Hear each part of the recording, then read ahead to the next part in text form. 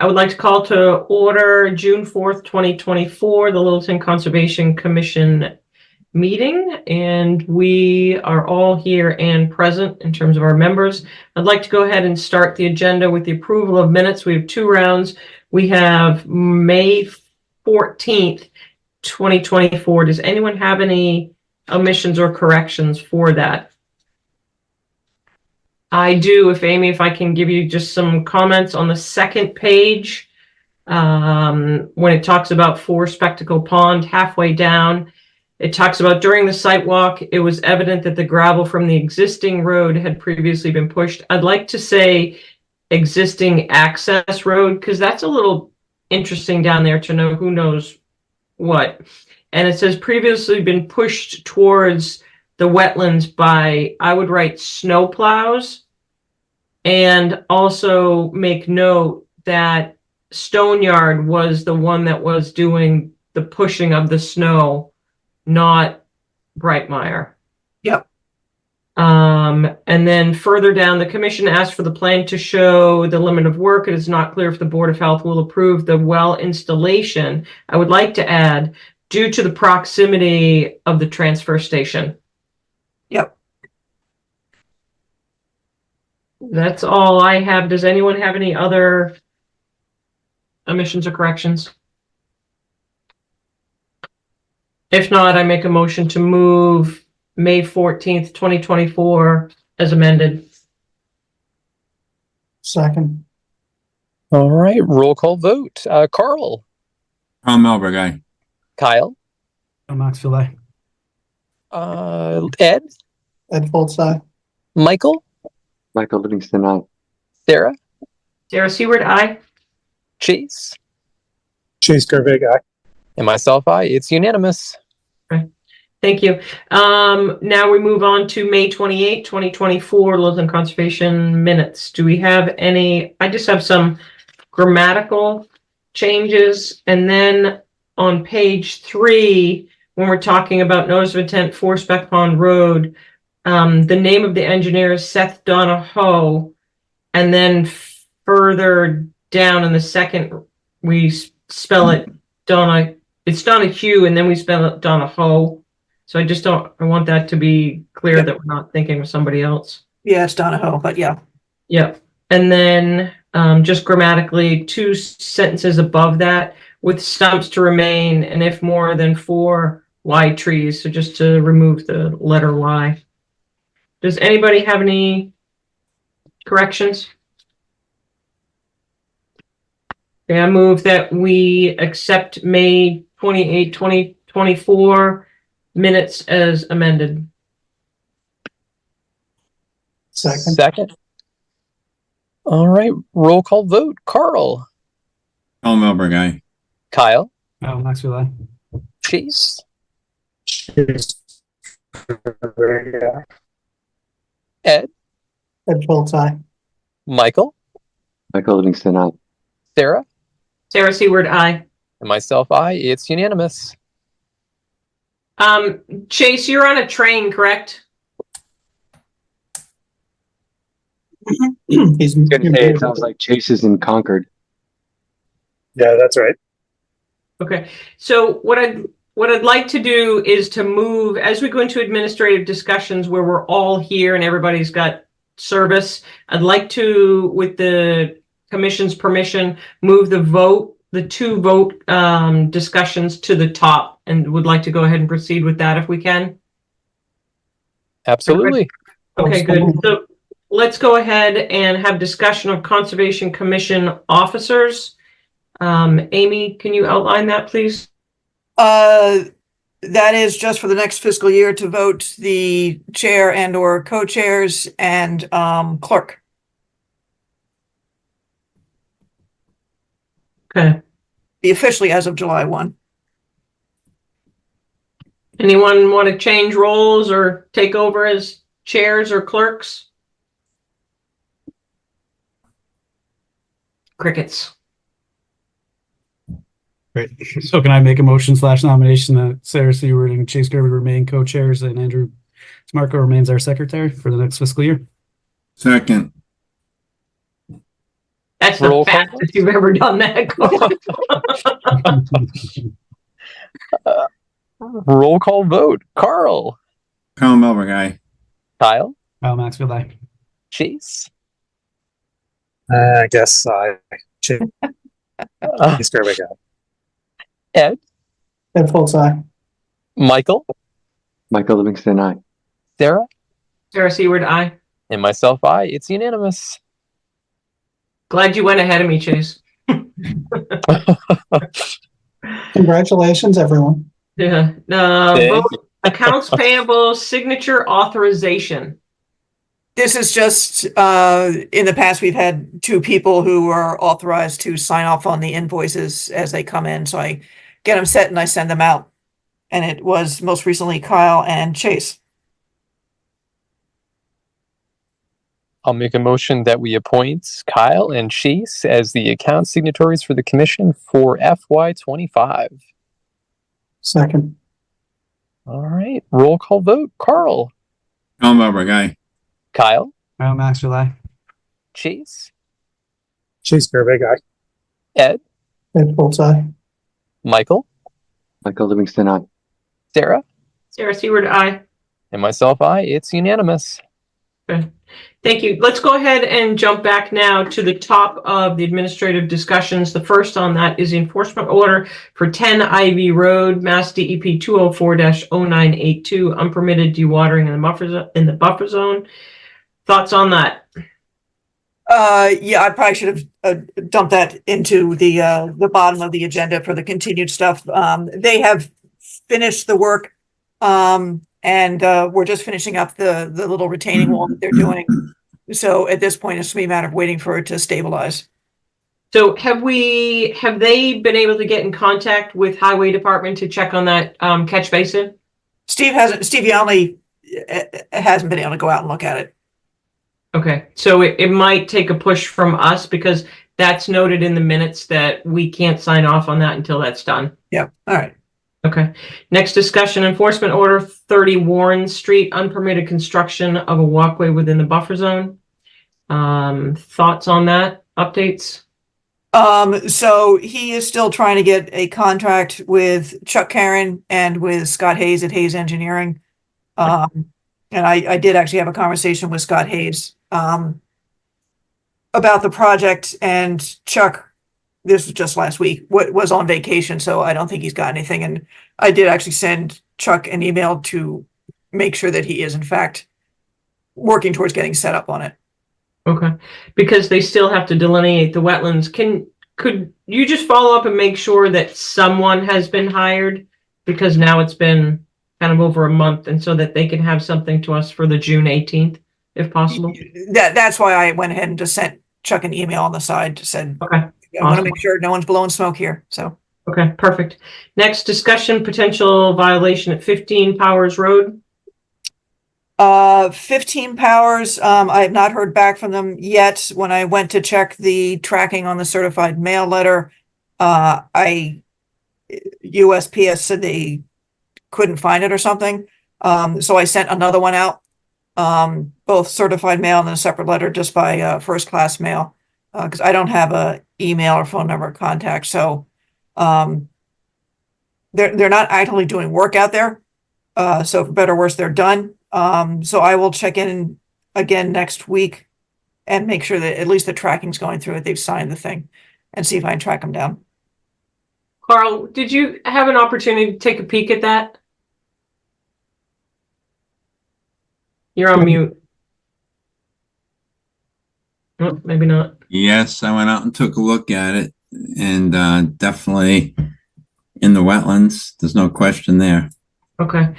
I guess my Yeah. question is, because I wasn't able to see it from the back, if we should move a little quicker on this and have someone go out in hand and give something where the mail isn't getting there so that we get someone's attention, because we have left it in the mailbox and we haven't gotten anywhere. So I guess I would ask old school that Amy or Tim just go out with PD and just leave something there, have somebody sign for it. should we just, right now it's just a notice of potential violation letter. Should we move right into the EO and copy DEP and all the rest of it? Carl, what are your thoughts? I would say that wouldn't be such a bad idea. Okay. Amy, when did you send the last certified? Today. Okay. In your experience, how long does it take for those to come back? They will try to deliver it, I think, 3 times, 2 or 3 times, and then they have to go and they'll leave a note that they have to go to the post office to get it. And then there's a certain amount of time before the post service will send it back to us. But all those steps should be on the tracking when I put in the number. It's just for the last one, for some reason it wasn't. So why don't I double check the tracking? Well, I don't know. It's up to you guys. I was thinking that if you haven't received something by Monday, Yep. then I would go to the next step. Carl, what do you think about that? Yeah, I mean, we can do that. I mean, I just don't understand unless they're just completely avoiding signing the letter. I mean, it'd be a practical step, Sarah. I'd rather do it the traditional way if possible. Okay. Well, she's tried the traditional way, and I don't think Sarah was talking about notifying DEP, but rather, if I understood correctly, just having Amy or Tim Well, go out with the police department. there's no guarantee there's going to be anybody at the house to sign anyway, but No, but that's kind of like taking a middle ground of, using a jackhammer instead of a sledgehammer. right. Okay. What would you all like to do? I like what I just mentioned that Sarah mentioned. I think it gives them a fair shot at it. I think that sounds good. And then if we don't get a response, we can move into a formal E&O and move from there. Just see where it stands on Monday, then I'll issue an EO if I haven't got anything. Yep. Yeah. That sounds good. Maybe take the liberty of drafting it just so that you have that in your pocket for Monday. Yeah, so that's what I was. We won't be able to ratify that until our next meeting anyway, right? So Correct. Correct. You can't send that out until we ratify it, right? No, I can sign and send it out. Oh, you can. Okay. Yes. All right. Absolutely. Yep. I'm not around on Monday. Are there any commissioners around on Monday? Barely know what I'm doing tomorrow. I know. All right. Well, Amy, if you need one of us, just send an email around. I can draft it up tomorrow, and there's no reason it can't be DocuSigned either. Okay. All right. Thank you. In person. I wouldn't vote on it yet, but yeah. Yeah. Okay, cool. Potential violation for Douglas. For Douglas, Tim and I met them out there this morning, and I am confident he's going to take care of it. They put in a pool, and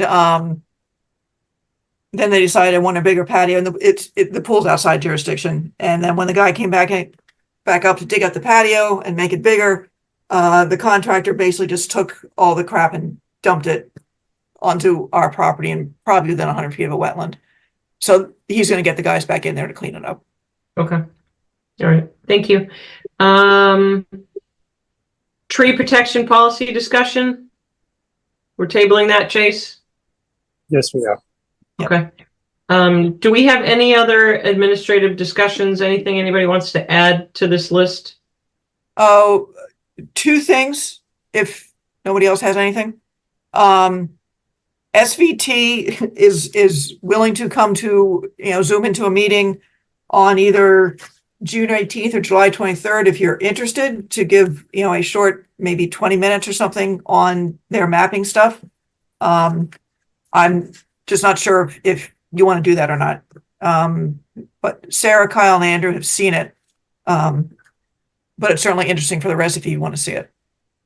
It's interesting because that was one that I was going to add, whether we wanted to have a discussion to formally adopt the map and the tools that SVT does or has put forth. So I would like to have them come to one of those meetings. I just think we need to make sure with everybody's summer travel plans, which date might work better for them. For me, the What is- July date will work. I'll be away in June. Okay. So maybe Amy, I think July. July 23rd. Yeah. Kyle, what are your thoughts on that? Because you were there with Andrew as well, and Andrew. Yeah, no, I think that's a good idea. I think I would like to see it more of a demonstration. I haven't personally had the time to go into the website and tinker around. So I think it would be a little bit more fun to watch, or beneficial even, to watch them dive into it. And I think we kind of get the gist. And I mean, if not, if people want to hear the full spiel on where it came from and how it's got to where it is, that I'll listen to it again as well. Right. Andrew, your thoughts? I think that would be helpful. Specifically, if they could highlight a particular property, just as an example, like Kyle mentioned, so we could practice and say, okay, we want to buy this piece of property. What about this particular piece of property is appealing to the town? What features, make it a priority? And to do that, I think would be a good dry run and a good kind of example for us. You want to use Webster so we can tell them ahead of time that we'll use like Webster as an example? That'd be great. All right, Amy, if you could pass that along, that would be great. Yep. And would you want them? I'll say I'll give them 20 minutes. Sure. Do you want to start early that night? I think that's, on first. Go ahead, Chase. I would say we might need more than 20 minutes.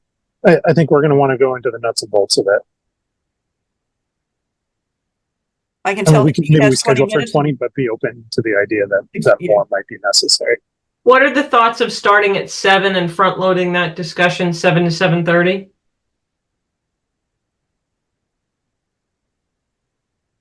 Probably fine with me. Sports stuff is done by then. So That works. Okay. 7 o'clock then on the 23rd. Okay. All right. Is there a link available to go in and poke around? Yes, Amy can resend you that, Michael. Yep. Okay. For sure. I don't remember seeing it, but Okay. Yeah. Sorry about that. Definitely. And and also I'd sent around what Andrew had done, God, probably several years ago now, for sort of a kind of ranking checklist type something, which we don't want to discuss tonight, but you think about if there's anything missing on there, because I think we're probably going to want to go both ways, maps as well as some sort of checklist type thing. Yeah, Andrew, I really liked the criteria that was built out with that and some of the kind of thoughtful questions. So I don't know whether if we want to do this as just a quick subcommittee meeting, maybe you and one or two others without open meeting, having to get quorum to do that, just to kind of look at this. Because I think that can be done in conjunction with SVT for sure.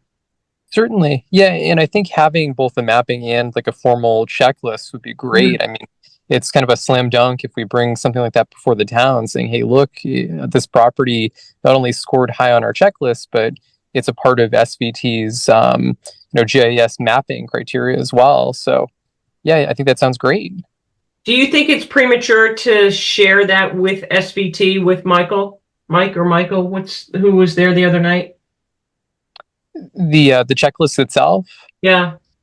No, I think it would actually be really helpful if he saw it, and maybe he would see something that could be added or maybe changed based off of what they've seen in other communities.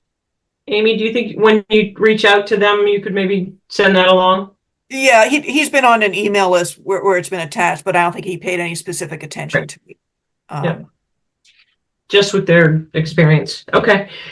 All righty. It is now 7:49. I'd like to open the 7:45 continued public hearing notice of intent, Littleton Water Supply Connection, Wickham Ave and Taylor Street.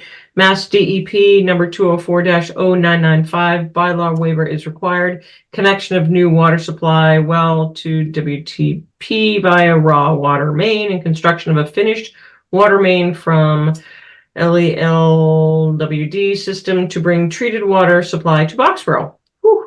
Okay. And Sarah, go. Yep. Go ahead. Sorry. Before we get started, I was just going to formally recuse myself because my brother does work for the water department. Yep. Thank you, Andrew. That's noted. Thank you. Okay, Corey, all yours. All right, thank you. So it's been a while since we last came to talk about this project. As you just described, it's the Taylor Street well and the Boxborough water main extension. So I just want to take a little bit of time tonight to give you all a brief update on the project. So as everyone knows, the Taylor Street well will provide the town of Littleton with an additional 500,000 gallons per day of potable drinking water, and the Boxborough water main extension of the portion of the project will deliver 65,000 gallons of that water to over 1,000 people in Boxborough who currently do not have access to safe drinking water. A lot of things have happened in the past few months since we last met with you folks at the state level with permitting. Most notably, the Natural Heritage and Endangered Species Program finally let us know that they had concerns with impacts to Blandings turtles in the area. Not so much from the construction phase of the project, but from the long-term pumping of the well. So they asked us to complete an additional pumping test in March in order to measure water levels in 9 ephemeral pools in the area that may serve as Blandings turtle habitat, and to then determine the impact of pumping our well on those pools. And so we did that, and the test showed that 4 out of the 9 ephemeral pools had some level of impact, some more than others. But in general, overall, from a hydrologic perspective, the impact was what we would consider negligible. We're talking maybe an inch of decline in water level. But from a habitat perspective for the turtles, it might be significant because a 1 inch drop in elevation of water level can have a more significant impact on like the wetted perimeter and the surface area and that sort of thing. So essentially, Natural Heritage determined that we need to develop a conservation management plan in order to ensure a net benefit to the Blandings turtle population in this area as a result of our project. So we're currently working very closely with them, meeting twice a week to help develop that plan. We expect it to be complete so that Natural Heritage can issue us a permit within the next 30 days or so. That plan will likely include a new turtle nesting area, a new constructed deep pool that would be intended to have water in it year-round, and a long-term monitoring plan of the 4 ephemeral pools of concern. And so I'll admit this is my first time dealing with such a process, but my understanding, and I know you folks have dealt with some of these in the past, is that the commission will receive a copy of the permit from Natural Heritage in about a month's time from now. And then from what I understand, that just needs to be referred to in the order of conditions that you all issue. So I'm hoping maybe at your July 9th meeting, I'm hoping everything happens so that maybe we can close at that meeting, but it's obviously up to you folks if it takes another meeting.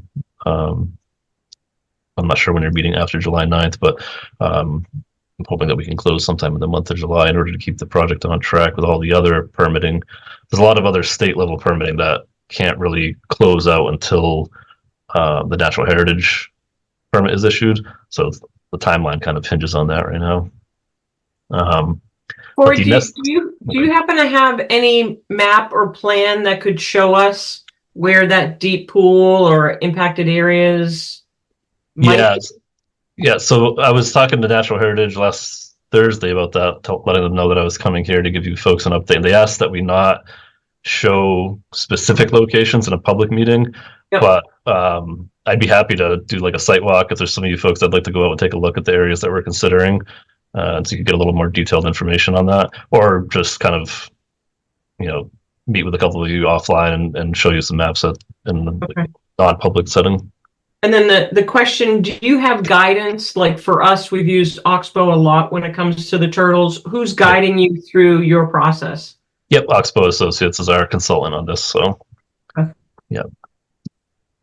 So, yeah, the nesting area and the constructed deep pool would be located on properties other than ours. It wouldn't be water department property. It would be private properties.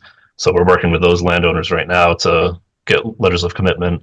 But they would be within the buffer zone. So I've talked about this with Natural Heritage as well, and their recommendation, although it's ultimately up to the commission, would be that we later submit separate NOIs for each of those individual mitigation projects. And the sort of rationale for that from them was that eventually certificates of compliance will need to be issued, be recorded with the deeds, and so it just makes sense to have a separate one for each property.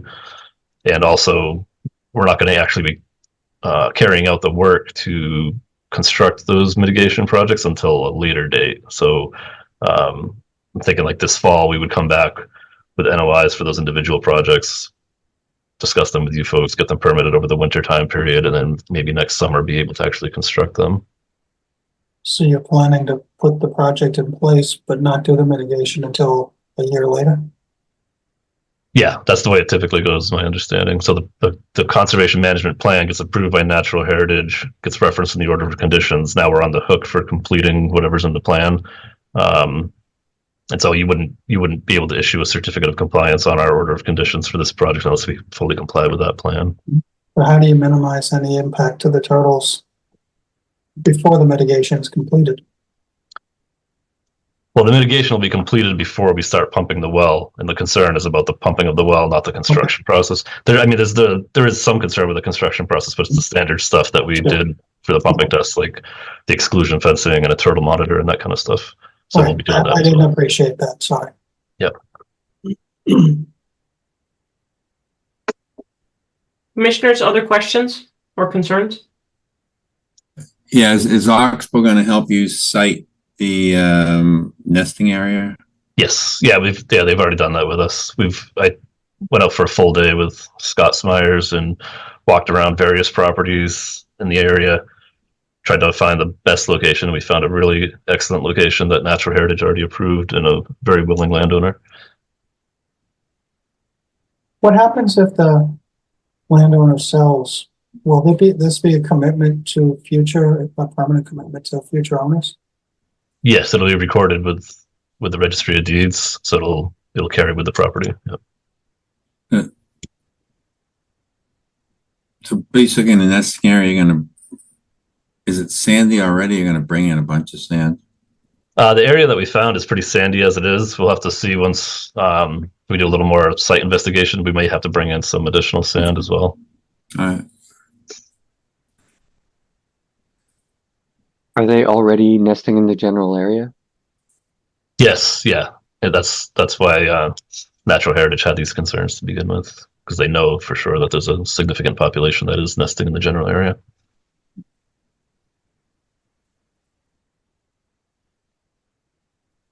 In large part due to Oxbow's tracking. Yep. No, it's great that we're doing what we can to help these little guys. Yep.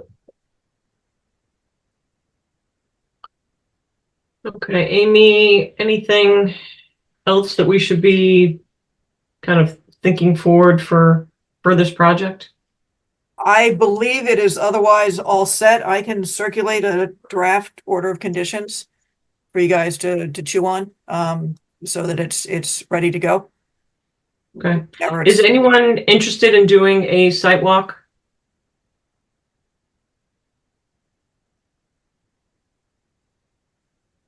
I'd be interested. Yeah, I mean, if I can make the time work, sounds personally just sounds fun. That's a site walk for the turtle areas?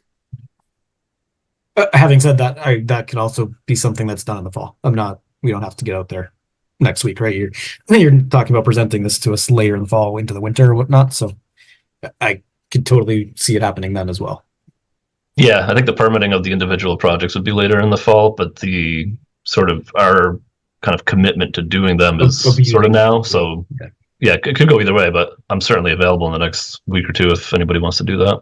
I would trust that Oxbow and Natural Heritage Society know better about where to place a turtle's nesting ground than I do. So I'm not going to, again, it would be for my own personal curiosity and benefit of seeing it, not helping you locate. Definitely the Oxbow. location is set. It is what it is. Yeah. Okay. I'm assuming, Corey, if the commissioners wanted to look at the ephemeral areas, that's probably a good hour trip. Yeah, Or they yeah, you could. Yeah, that's well, if it was just the ephemeral areas, you could probably do that in less than an hour. But if you also wanted to see where we're planning on doing the nesting area, it'd be about an hour. Okay. How would you all like to proceed? Do we want to go for that in the near future, or do we want to do that in the fall? Michael and Kyle, you expressed interest. I'm sure there might be others that follow. Yeah, how about whatever's most relevant. So if waiting till the fall is the best choice, then that makes sense to me too.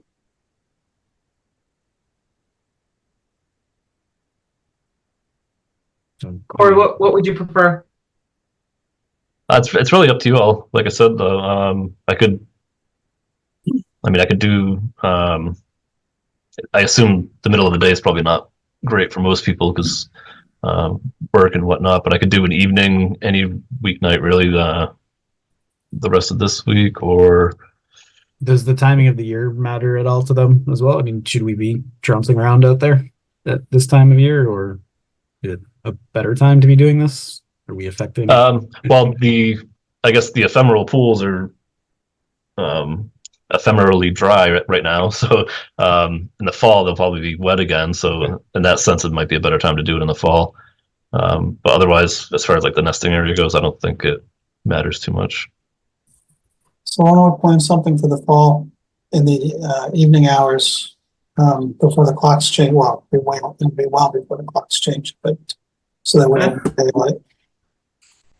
Okay, that sounds great. So maybe immediately after Labor Day, Sure. you should have good daylight. Okay, great. So we will continue this on. Okay, good luck. Anything else for Thanks for Corey? Good. Okay. All right, we're going to go ahead and it is 8:01. We're going to open the 8 o'clock public hearing. Notice of intent, 97 Mill Road, Mass DEP 204-1004. Existing structure renovations and associated work. I know we had some discussion on some Japanese knotweed.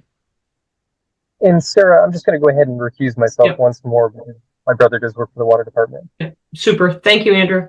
Yep. Okay, where are we with this? I think We Glenn- got the DEP file number, Yeah. which I believe is pretty much all we are waiting. And I did, unless you had some questions, I did want to include one special condition about participating in the Japanese knotweed control. And I wanted to check if you wanted one of the conditions of perpetuity about snow storage or snow stockpiling. And in this particular case, I would say, for example, like within 50 feet, 25 or 50 feet of the river. So do you want that noted, outlined on the plan, or just noted elsewhere? How would we I think carry just- forward? It'd just be noticed in the order of conditions, could it be in perpetuity? So Okay, thoughts on that, commissioners? If we're gonna do that, I think it should be more like 50 feet from rather than 25 feet from the river. Okay. 'Cause otherwise- and the only, in most cases, you would do that, and the only reason, in particularly for this particular site, I was thinking maybe 25 is because it's already all disturbed. Right. So No, I Especially- was thinking the salt, 25 feet's got a better shot at getting in the water than 50. Commissioners, questions on that? Comments?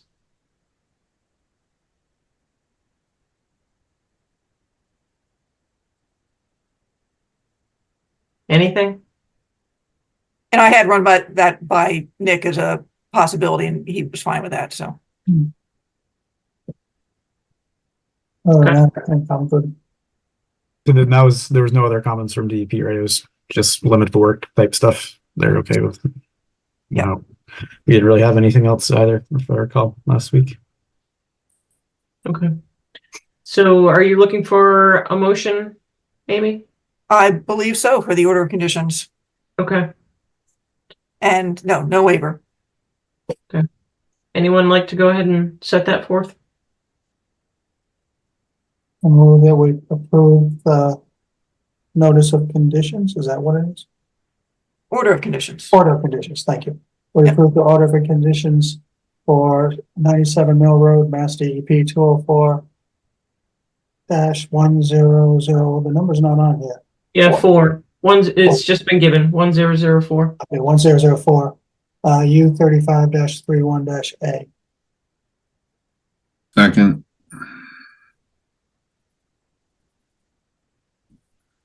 Who would like to roll call since Andrew? So roll call vote, then I'll step in. Carl Melberg, come over, guy. Myself, I. Ed Foltz, Ed Foltz, aye. Michael Livingston, Michael Livingston, aye. Chase Gerbig, Chase Gervais, aye. and Sarah Seward. Sarah Seward, aye. It passes unanimous with one abstention. Thank you and good luck with your project. Thank you very much. Appreciate it. Okay, let's jump back to administrative discussions. I know we talked about SVT. Amy, you had mentioned that you had two, and I don't know if those were all encompassed in that or if there's an additional one that you wanted to add. Nope, just an update on Mattawanagee or Forge Pond. Dave Barr submitted the benthic mat seasonal report thing. And it looked all fairly straightforward, and I double checked with Westford and they said, yes, they think it's all pretty straightforward. So the question is, do you want Dave to come in to present it or just take the information and move on? I would just suggest you move on. And he said the approved eco harvesting will probably happen in July. Okay. Amy, would you mind to circulate that report? Yeah, absolutely. Yeah, I'd definitely like to look at it, but I'm not sure that we need to have Dave come in and talk for 15 minutes on it. Yep. Because you can always change your mind. And that was all I had. Okay, before we end, I see that we have an attendee. Rob is here. Rob, did you have anything that you needed to address this evening? You're as an attendee right now. I don't know if you can hear me, but no. Got Yes, nothing. we can. Okay, perfect. Thank you. Thank you. Okay. Our next meeting is June 18th. And then Amy, what's the date after that next meeting? July something. I knows I didn't change it. I don't know, July, what's that, 9th? Okay, if you, when you get a chance, if you can just send to the commission just a reminder of the July meetings, that would be great. It's now 8:07. If I can get a motion to close this hearing, is there a second? Second. Second. All right, roll call vote. Ed, Ed Foltz, aye. Michael, Michael Livingston, aye. Chase, Chase Gervais, Kyle, Maxfield, aye. Carl, Carl Melberg, aye. Sarah, Sarah Seward, aye. and myself, I. It's unanimous. Okay, thank you, everyone. Have a great week.